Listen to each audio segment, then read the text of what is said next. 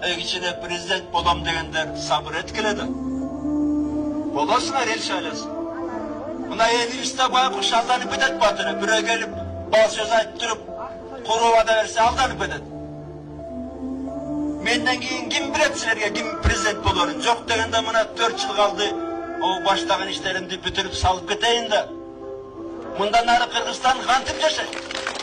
Анткени Атамбаевка кыйкым табыш кыйын. Атамбаев өзү да урдабайт, балдары да урдабайт, жакындары да урдабайт. Урдаса камап турам.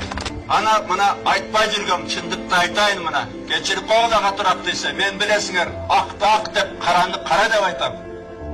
Өткөн жолу президенттик шайлоого 87 чыкты эле, 4 жылдан кийин мүмкүн 187 чыгат. Кичине сабыр эткиле аланан. Сабыр эткиле кичине. Мен bir фундамент түттөп кетейин, ууру келсе дагы Кыргызстан дагы bir тургандай болчу кичине чыдап. Сабыр этелик, балдарга убалда балдарыбызга убал.